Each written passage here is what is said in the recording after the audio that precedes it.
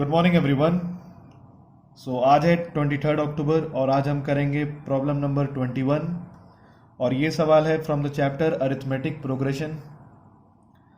जैसा कि आप देख सकते हैं ये सवाल पूछा गया था सीबीएसई 2019 बोर्ड एग्जाम में और ये सवाल 4 मार्क्स के लिए पूछा गया था, यानी बहुत ही ज़्यादा वेटेज वाला सवाल है ये।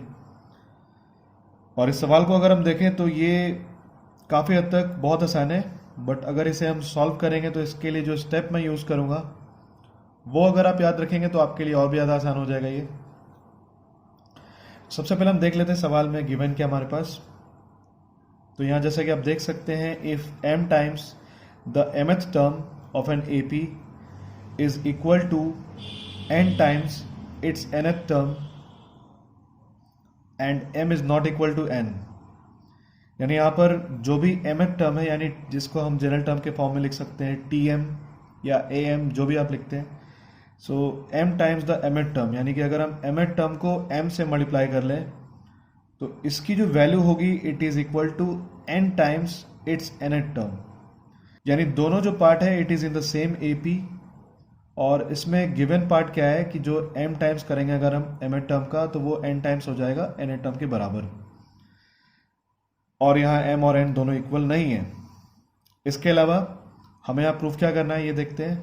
तो show that the m plus nth term of the AP is zero, यानी अगर हम tm प्लस n या फिर am प्लस n जो भी आप लिखते हैं उसे अगर फाइंड आउट करें तो उसकी वैल्यू होगी ज़ीरो। तो आइए देखते हैं कैसे सॉल्व करेंगे इसे हम। तो सबसे पहले जैसे कि हमारे पास कोई भी फर्स्ट टर्म या कॉमन डिफरेंस गिवन नहीं है तो आइए उसे एज्यूम कर लेते हैं हम यहाँ पर।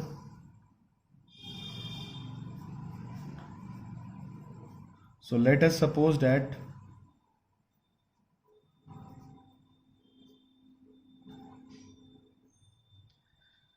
A is the first term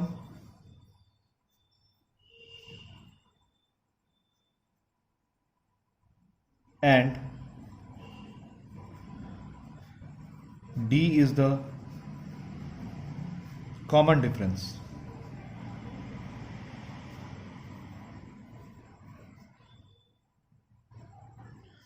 of this AP।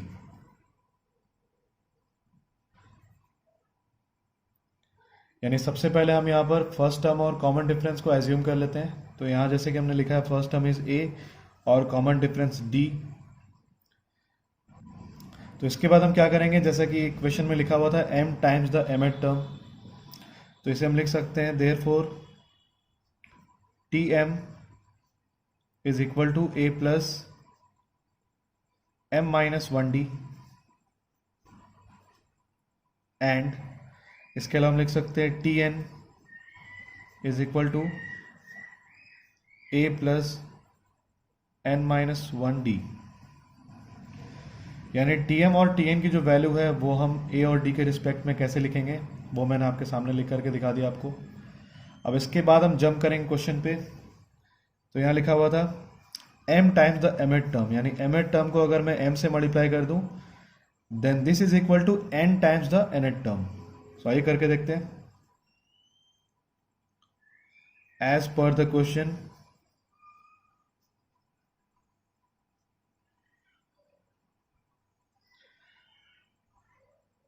mtm यानी कि m times the mth term is equal to ntn, n times the nth term.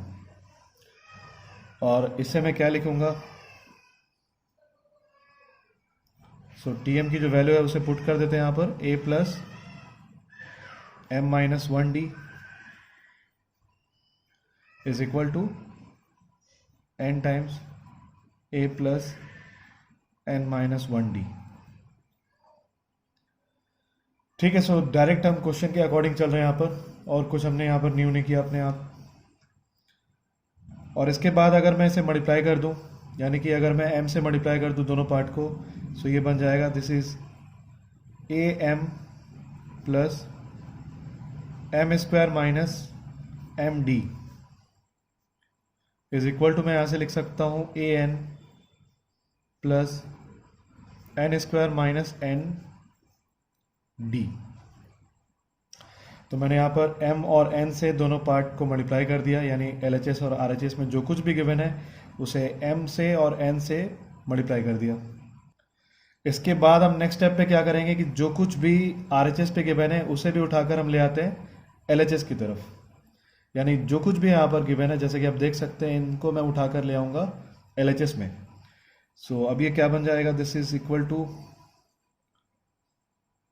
AM plus m square minus MD is equal to, नहीं लिखूंगा मैं यहाँ पर, यहाँ minus लगा दूंगा मैं, बिकॉज इस पार्ट को अगर हम LHS पे ले आएंगे तो ये सब्ट्रैक्ट हो जाएगा। सो अब मैं इसे लिख सकता हूँ AN plus n square minus ND, और दिस इज इक्वल टू 0 हो जाएगा यहाँ पर। ठीक है, अब इसके बाद मैं ब्रैकेट को ओपन करूंगा और a को a के साथ कैलकुलेट करूंगा, यानी फर्स्ट टर्म वाले पार्ट को एक तरफ रखूंगा और जो कॉमन डिफरेंस वाला पार्ट है उसे एक तरफ रखता हूं। सो अब मैं इसे लिख सकता हूं AM माइनस AN प्लस, यहां पर हम देख सकते हैं, यहां पर इसे हम लिख सकते हैं m स्क्वायर माइनस MD, और यहां माइनस हो जाएगा n square minus ND which is equal to 0। ठीक है, अब इसके बाद हम क्या करेंगे, जो कुछ भी हम कॉमन निकाल सकते हैं यहाँ पर उसे कॉमन निकाल लेते हैं, बट इससे पहले हम इसे और कैलकुलेट कर लेते हैं सबसे पहले। तो यहाँ से जैसे कि हम देख सकते हैं a कॉमन निकल सकते हैं, तो ये हो जाएगा AM माइनस n प्लस, इसे मैं क्या लिख सकता हूँ, तो इसे लिख सकता हूँ m square minus n square एक ब्रैकेट में, और अगर मैं यहाँ पर माइनस ले लूँ common, then this will be m minus n, और ये सब आ जाएगा d के साथ। So this is equal to 0। ठीक है, इसके आगे आप देख सकते हैं अगर हम m माइनस n कॉमन निकालना चाहें then this is possible now. तो यहाँ से मैं m माइनस n को कॉमन ले लेता हूँ, m माइनस n, और m माइनस n अगर मैं यहाँ से कॉमन ले लूँ then this is going to be a plus, अच्छा यहाँ पर आप देख सकते हैं m square minus n square, तो इसे मैं लिख सकता हूँ m प्लस n और m minus n। So m minus n is already common hair, ये हम ऑलरेडी कॉमन ले चुके हैं यहाँ पर, तो यहाँ क्या बच जाएगा m प्लस n, और ये m माइनस n भी मैं कॉमन ले चुका है, then this will be just minus 1 d which is equal to 0। इसके आगे अगर हम देखें तो m माइनस n को अगर मैं ले जाऊंगा RHS पे then this whole thing will become 0, यानी कि अब मैं यहाँ से लिख सकता हूँ a plus m plus n minus 1 d is equal to 0। और इस सवाल में जो कुछ भी रिक्वायर्ड था वो यही प्रूफ करना था, जैसे कि हमने देखा यहाँ पर सवाल में गिवन है show that the m plus n term of the AP is 0, यानी कि इसे हम फाइनली लिख सकते हैं क्या, therefore t m plus n is equal to 0। ठीक है, और इसके लिए मैं रीजन में ये भी डाल सकता हूं फ्रॉम इक्वेशन नंबर 1।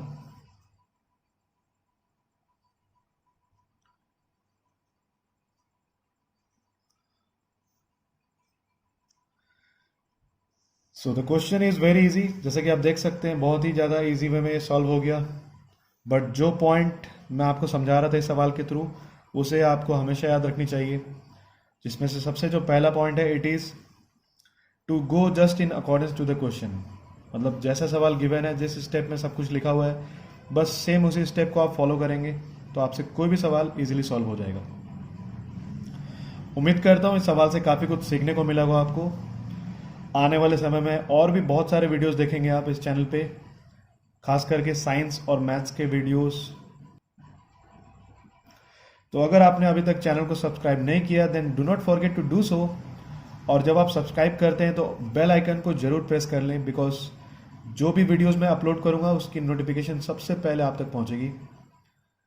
आज की वीडियो के लिए बस इतना ही, कल दोबारा मिलेंगे एक नए क्वेश्चन के साथ।